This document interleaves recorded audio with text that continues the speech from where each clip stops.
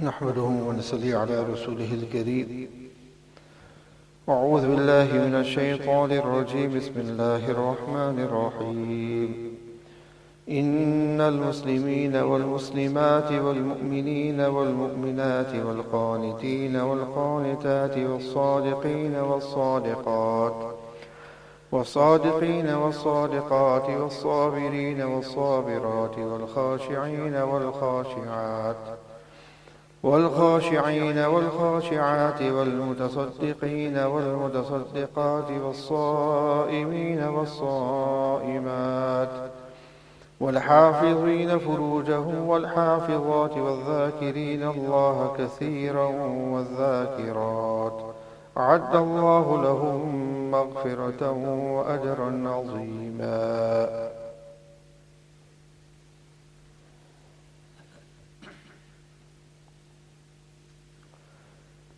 Respectful friends,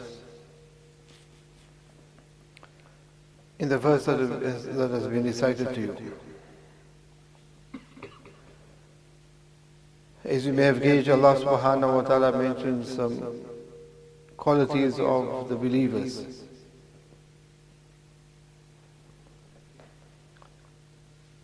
And in this verse, Allah subhanahu wa ta'ala mentions the mu'mineen and the mu'minat, the muslimeen, muslimat, qaniteen, qanitat. Meaning both the men and the women have been mentioned in this verse. And the reason for the revelation of this verse is that on one occasion, Sayyidina Salma radiallahu ta'ala anha, one of the beloved wives of Nabi Kareem sallallahu alaihi wasallam, asked and mentioned this to Nabi Kareem sallallahu alaihi wasallam, that how come we as women, we are not being addressed by Allah Ta'ala in the Qur'an. And it is mentioned with regards to some other Sahabiyat as well, Asma bint Umays, and others who also asked Nabi Kareem sallallahu alaihi wasallam a similar question. As you will know or notice that in the Qur'an, Allah Ta'ala has only made the mention of one female, and that is Sayyidina Maryam. Aside from Sayyidina Maryam, Allah Ta'ala has not made mention by name of any female. There is mention of Wamratu Nuh, Wamratu Lut, that the wives of Wamratu Fir'aun, Wamratu Imran, the wife of these people. But Allah Ta'ala doesn't take their names. The name specifically hasn't been mentioned. The only name mentioned is that of Sayyidina Maryam. And the reason for that is because Isa ibn Maryam, ascribing to us Isa, the son of Maryam, as there was no father there. For that reason only Allah Ta'ala mentions Sayyidina Maryam. When Sayyidina Hawa or Sayyidina Maryam's name is taken, it is very common, and it is a common error, that people say alayhi salam, whereas Sayyidina Maryam is not alayhi salam. Sayyidina Hawa is not alayhi salam, as they were not prophets. So it is best to just say radiallahu ta'ala anha with them, and not say Sayyidina Hawa alayhi salam, because they were not prophets. No female was made a prophet. So this is a common error and mistake that you find. Sayyidina Maryam's name has been taken, but no other female name has been taken. Which in actual fact shows أعوذ بالله من الشيطان الرجيم بسم الله الرحمن الرحيم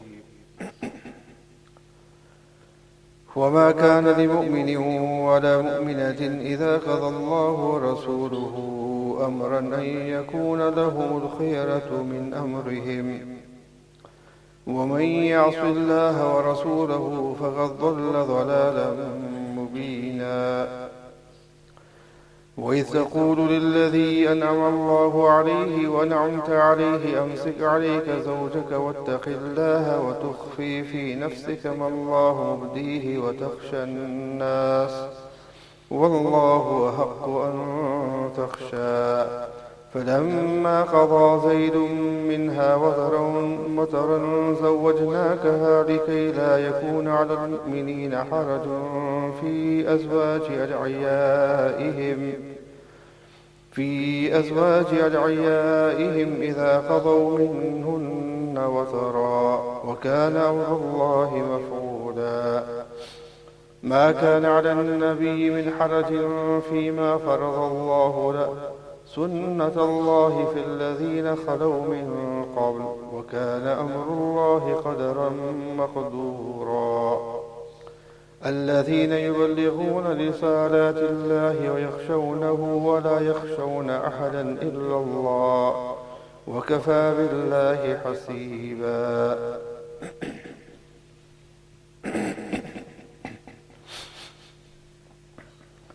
Respectful honorable friends, in this Surah Ahzaab, one of the major instructions of Allah subhanahu wa ta'ala has been with regard to maintaining honor and respect of Nabi Kareem sallallahu ta'ala alayhi wa sallam. And from the verses that have been recited in the opening verse, here too Allah subhanahu wa ta'ala mentions one of the rights of Nabi Kareem sallallahu ta'ala sallam, and with regards to, and particularly with regards to adhering to the commands of Nabi Kareem sallallahu ta'ala alayhi wa sallam.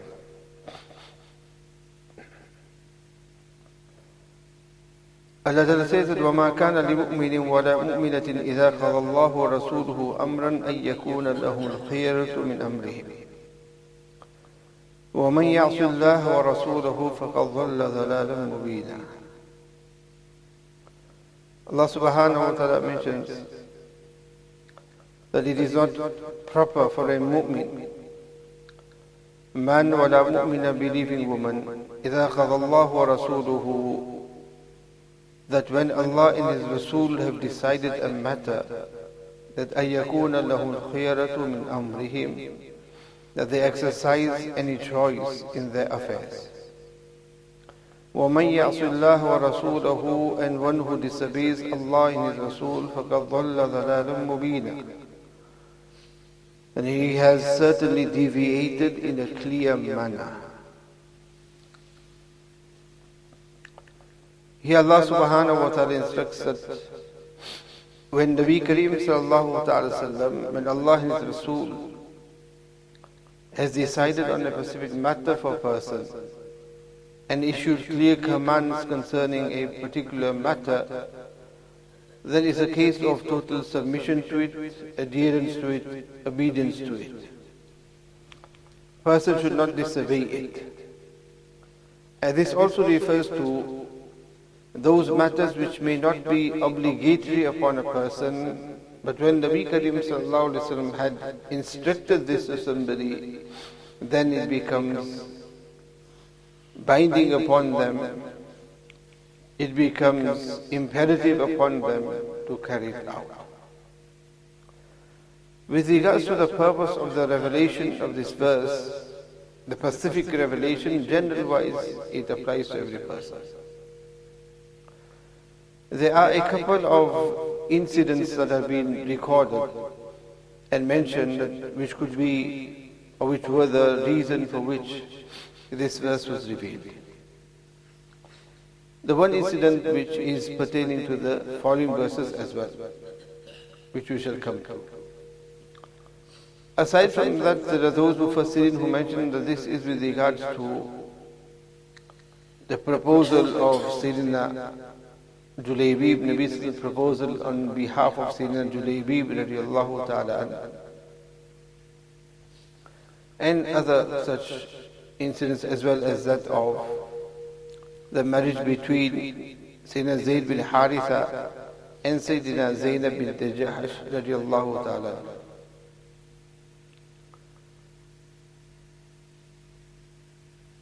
The Ansar would, when they would have a daughter who is at the age of marriage,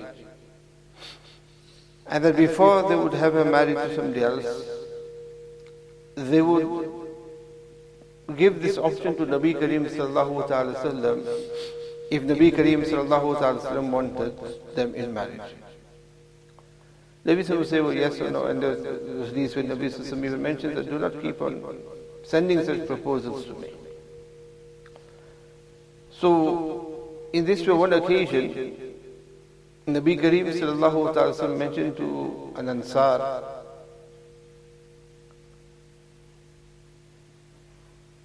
that give your daughter to me in marriage. Give your daughter over to me in marriage. To which this Ansar Sahabi and said, yes, by all means, with great pleasure. This Nabi sallallahu alaihi wasallam said, not in marriage to me, but give me the permission to give her in marriage to someone. The Sahabi asked Nabi sallallahu alaihi wasallam as to who. Nabi Kareem sallallahu alaihi wasallam said, Julaybib. Sayyidina Julaybib radiallahu ta'ala was a Sahabi who was an orphan from child. He was a Sahabi of a poor background, a Sahabi who was short in stature, and a Sahabi who materialistically wasn't in the best position, and in physical appearances as well, was not one which the world would regard to be appealing as well. And the proposal which was sent to an Ansar family, and that too to a girl who was righteous, pious, and also known for her beauty as well. Meaning, in that sense, appearance-wise, totally opposite to Julaybi. When Nabi Kareem sallallahu alaihi wasallam has said this, that it is for Julaybi, the father said, let me consult at home. With regards to Nabi Kareem sallallahu alaihi wasallam, there was no need of consulting, let me consult at home. So he went home and he mentioned that Nabi sallallahu alaihi wasallam has asked a proposal. So his wife said, yes, for sure, why not? Then he said, Nabi sallallahu alaihi wasallam does not ask for himself, but Nabi Kareem sallallahu alaihi wasallam asks for somebody else. His wife, in the girl's mother, asked, I said, who? So he said, Julaybi. When the father said Julaybi, the mother immediately refused. Said no. Go back to the Nabi Sallallahu and say, we do not accept that. We do not want our daughter married to Julaybi. So he said, as the father was leaving, the daughter was hearing that there is something going on here. He called for him and asked, what is the decision made? And who is the proposal from? The father said, it is from Julaybi.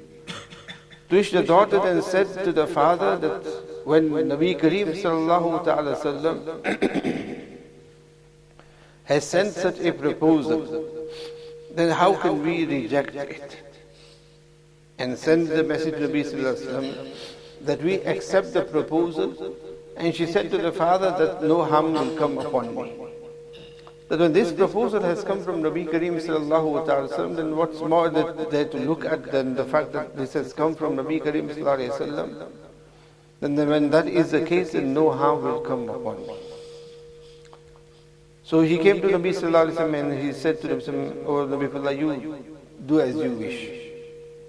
Nabi Kareem sallallahu ta'ala sallam has the marriage done between this Ansar lady, girl, and Sayyidina Julaybi radiallahu ta'ala. And Nabi Kareem sallallahu ta'ala sallam made dua for them. The dua of which, the barakat of that was, that Allah subhanahu wa ta'ala granted them a great amount of barakat in their lives. Now not long after this marriage of theirs, Nabi Kareem sallallahu alayhi wa sallam and the Sahaba were in battle. Allah subhanahu wa ta'ala had granted them victory after the battle. Nabi Kareem sallallahu alayhi wa sallam, as was the norm, sent the Sahaba out to see that who is still alive, who isn't, who was those from being martyred. The Sahaba went and came back to saying that Nabi Allah so and so has fallen, so and so has fallen, so and so has become shaheed. Nabi Kareem sallallahu alayhi wa sallam said to them, go again and see if there's nobody else left. They came and said to Nabi sallallahu alayhi wa sallam, no, only so and so, nobody else is missing a thought. Nabi Kareem sallallahu ta'ala sallam said to them that go and look again. And they said again that no, Nabi sallam, so and so, there is nobody else. That's when Nabi Kareem sallallahu alayhi wa sallam mentioned, وَلَكِنِّي أَفْقِدُ جُلَيْبِيبِ. But I do not see Julaybi. I do not see Julaybi. Go search and see, is he not from those who have been martyred? The Sahaba radiallahu ta'ala go to find, they look, search again.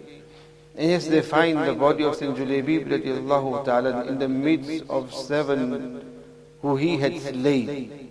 7 he had killed. Within them his body was there as well. He had killed 7 and he had been killed after that. So they came and informed Nabi Kareem sallallahu alayhi wa sallam. Nabi Kareem sallallahu alayhi wa sallam comes there and he stands by Sayyid Julaybi radiallahu ta'ala and he says, قَتَلَ سَبْعَةً وَقَتَلُوهُ هَذَا مِنِّي وَأَنَا مِنْهُ.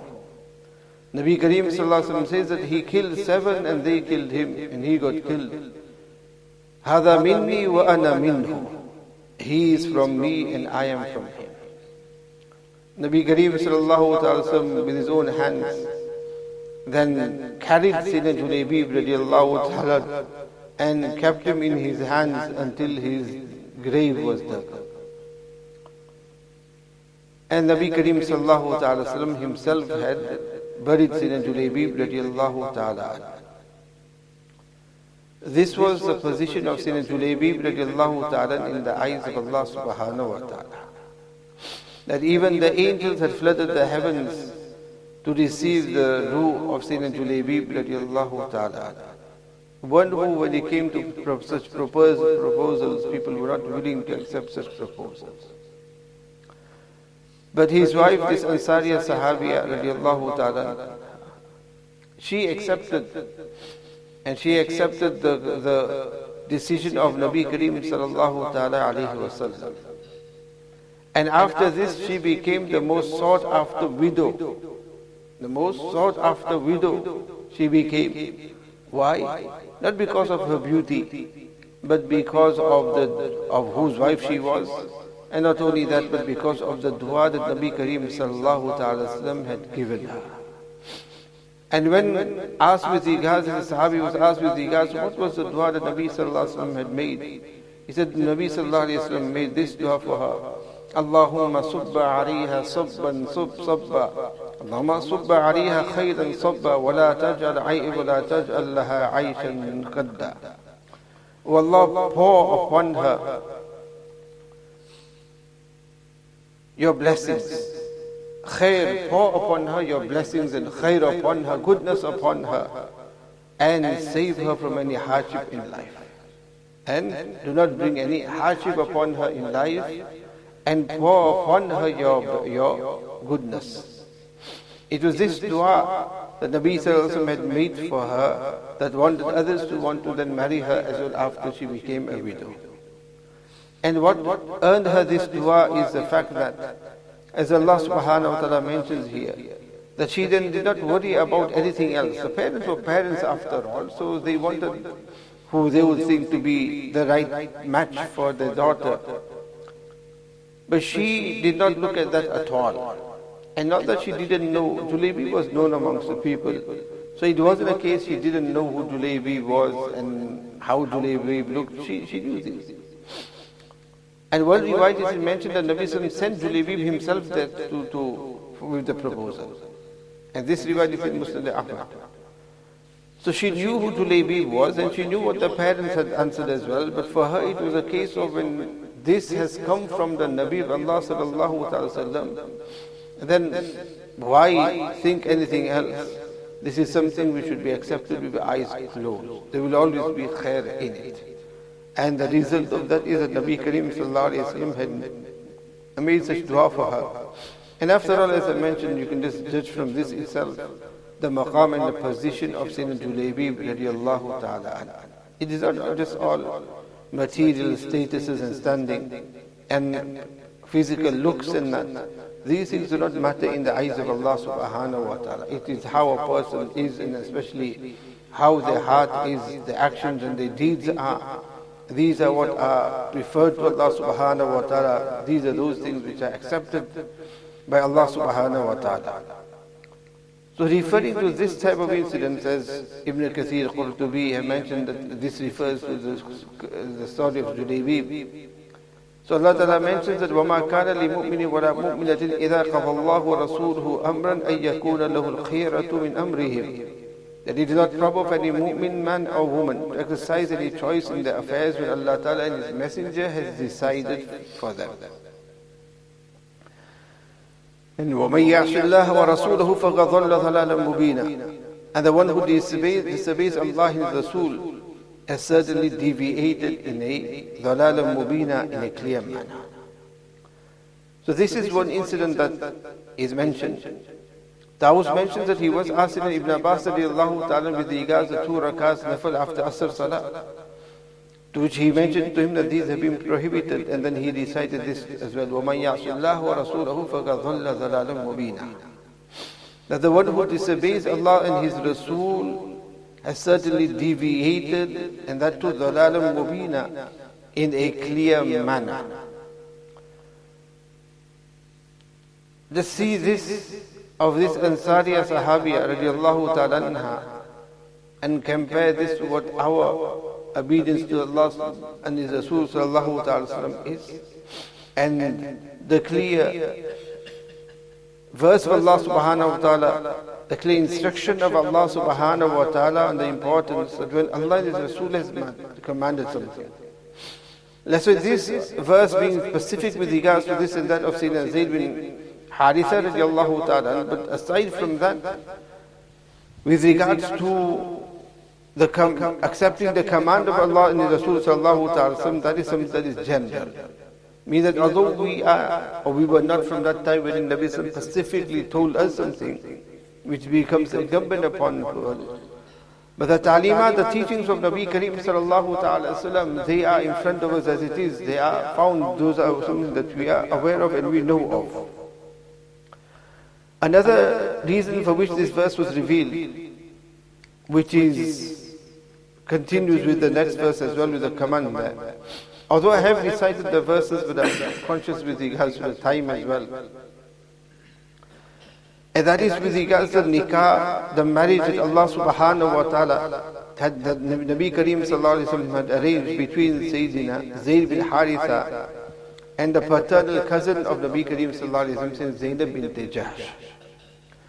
Earlier on in this same surah, there was mention of Sayyidina Zayd bin Haritha radiallahu ta'ala and the practice of the days of Jahiliyyah. And the practice of the days of Jahiliyyah, wherein people would regard their adopted sons to be their own sons.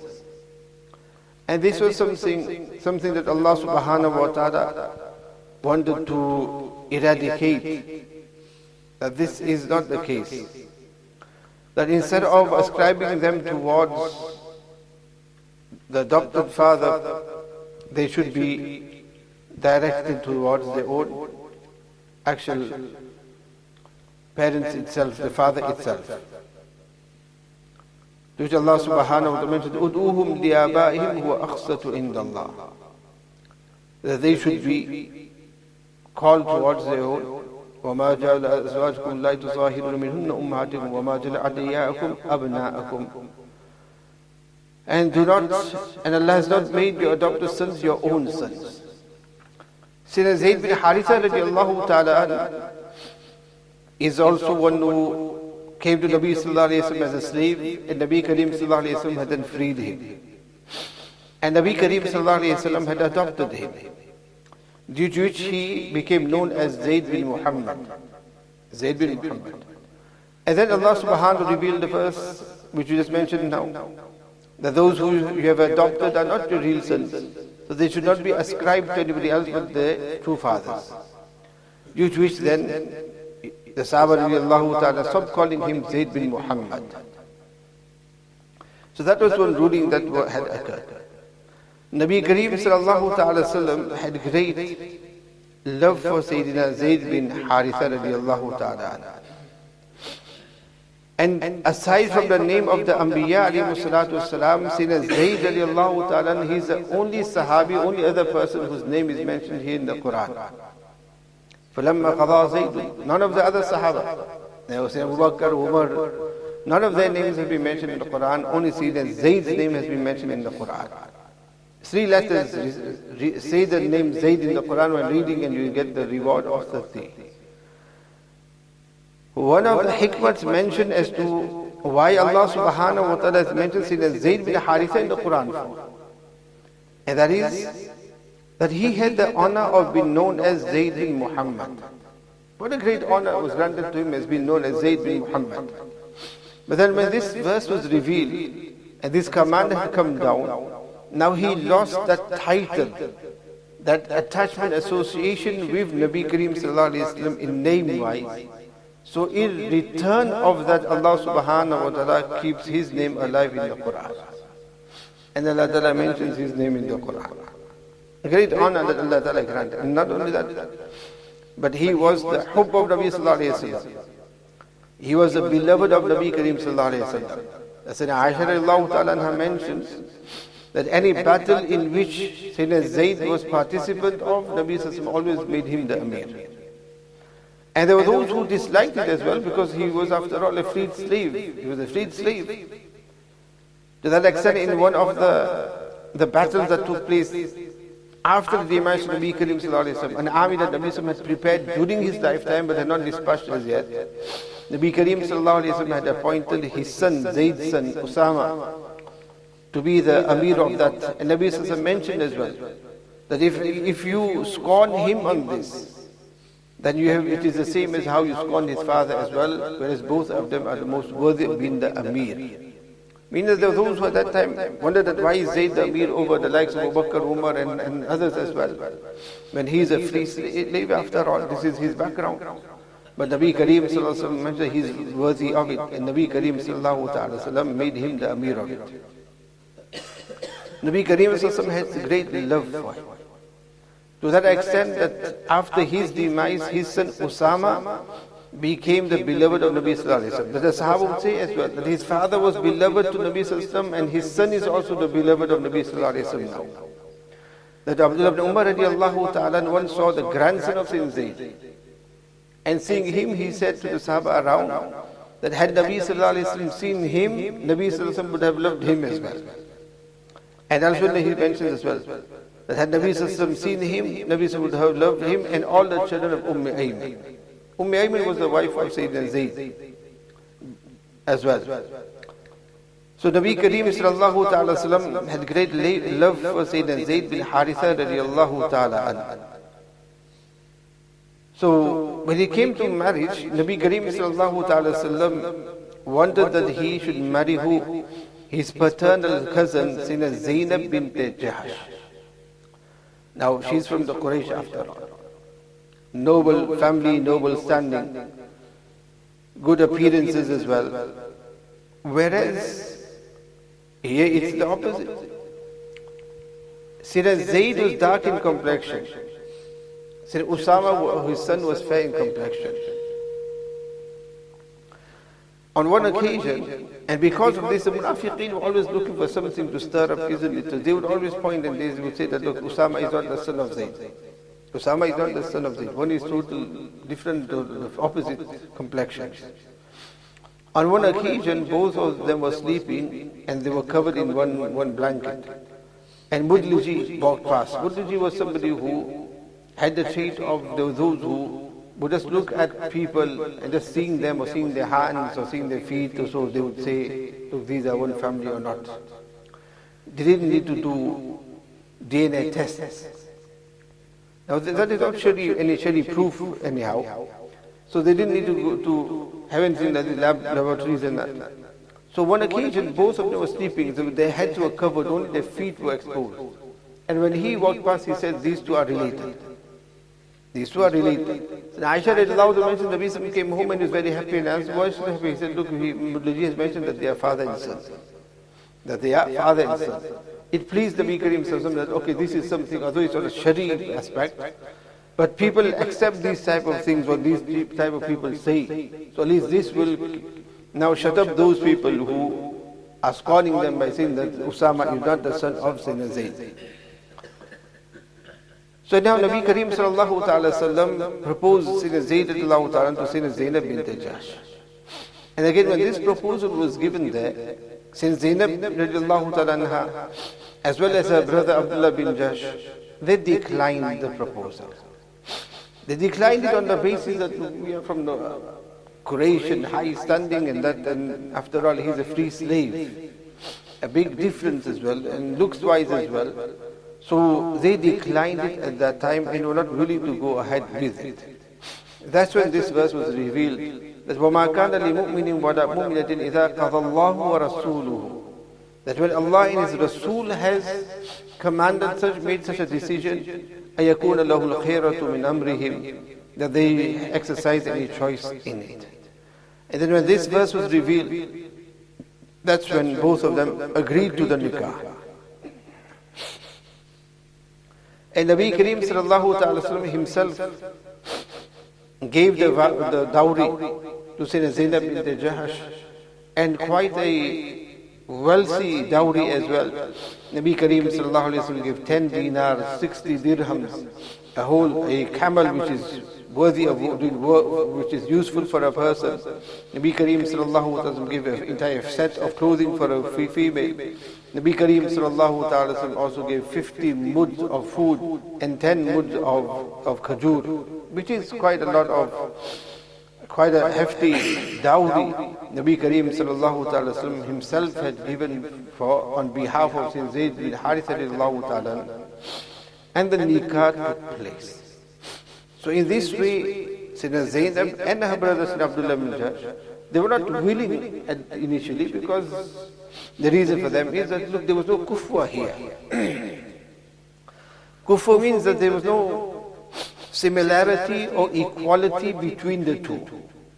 And because that did not exist, on that basis they declined it.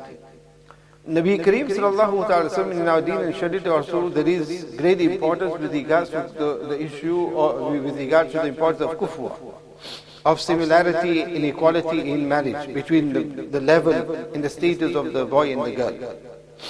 And this is the right of the girl. After all, she is going to be under somebody. For the husband, it doesn't matter who's under him, whether she is of high status or whether is of low status. But for the female, if she is of a higher nobility, higher status, then it doesn't matter under who she is.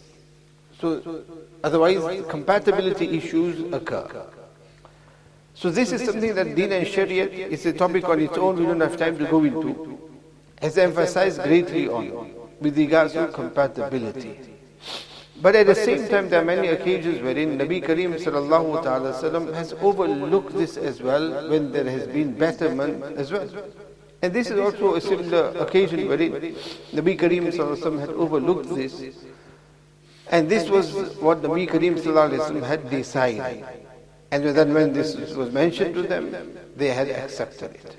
But things then didn't work out, and that's what's to be mentioned in the following verses, which we shall leave for next week, for Allah Ta'ala wills. So here Allah subhanahu wa ta'ala, and the lesson for us is that how these companions, these Sahabiya, how they had accepted the command of Allah and His Rasul sallallahu ta'ala sallam. And Allah Ta'ala says that وَمَنْ يَعْصِ اللَّهُ وَرَسُولَهُ فَقَدْ ضَلَّ ضَلَالًا مُبِينًا. The one who disobeys Allah and His Rasul has certainly deviated in a clear manner. It just shows us how important it is. And we compare that to our lives, and how many times and how often we are disobeying Allah subhanahu wa ta'ala. Month of Rabi'ul Awwal comes, we manifest such great love for Nabi Kareem sallallahu ta'ala sallam. But practically in our lives, where is that love for Nabi Kareem sallallahu alayhi wa sallam? Where is that itaat of Nabi Kareem sallallahu alayhi wa sallam? Where is that true love for Nabi Kareem sallallahu alayhi wa sallam? And here, the wife of Sayyidina Julaybi radiallahu ta'ala, for her it was a case of nothing. She didn't think of anything at all. She didn't even say, let me see Julaybi again, let me talk to him, let me speak to him, let me get to know him, let me see what, no, nothing at all. That's it. She's telling her parents that if Nabi Kareem sallallahu alaihi wasallam has come from Nabi sallallahu alaihi wasallam, and that's it, that's the decision of Nabi Kareem sallallahu alaihi wasallam, then it's a case of obedience to it. And this is what something so important, living your whole life with somebody. Living your whole life with somebody and giving yourself over to that individual is not a small matter. And neither did she know that not long after the marriage, Sayyid Julaybi is going to become martyred and that she's going to become a widow. She didn't know that. For her, it's a case of living together, will grow old together right till the end. But she was willing to sacrifice, make that sacrifice. Why? Because of it being the command of Nabi Kareem sallallahu ta'ala sallam. This is what you call to love for Nabi Kareem sallallahu alayhi wa sallam. وَمَنْ يَعْصِ اللَّهَ وَرَسُولُهُ فَقَدْ ضَلَّ ضَلَالًا مُبِينًا. And the one who disobeys Allah and His Rasul has certainly deviated in a clear manner, which shows us that if we want that we are on the right path, and if we want to be on the path of success, then yes, there has to be itaat of Allah and His Rasul sallallahu ta'ala sallam. We adopt that method, although it may be something which society may not like that. It might be something that family may not like. It may be something that our own nafs may not like. But if it is a sunnah way, if it is from the command of Allah and His Rasul sallallahu ta'ala sallam, then that's it. That is what we are going to abide by. That is what we are going to carry out, and that is what in which we will find success. We deviate from that, we turn away from that. Allah doesn't just say that the one who disobeys Allah and His Rasul has deviated, but Allah says, ضَلَالًا كَذَلَّ ضَلَالًا مُبِينًا, has deviated, and not only that, but has certainly deviated, and that to mubina, in a clear manner. I mean, there's so much emphasis here in the manner or in the amount of deviation that Allah Ta'ala is mentioning here. Allah Ta'ala saves and protects us from that, and grant us all also the jazba, the desire, the true yearning to love Allah and His Rasul sallallahu ta'ala sallam as we should be doing so, and carry out and follow the commands of Allah and His Rasul sallallahu ta'ala alayhi wa sallam. The following incident, and that we shall leave for next week inshallah. رَبَّنَا تَقَبَّلْ مِنَّا إِنَّكَ أَنْتَ السَّمِيعُ الْعَلِيمُ وتب علينا إنك أنت التواب الرحيم سبحان ربك رب العزة عما يصفون وسلام على المرسلين والحمد لله رب العالمين.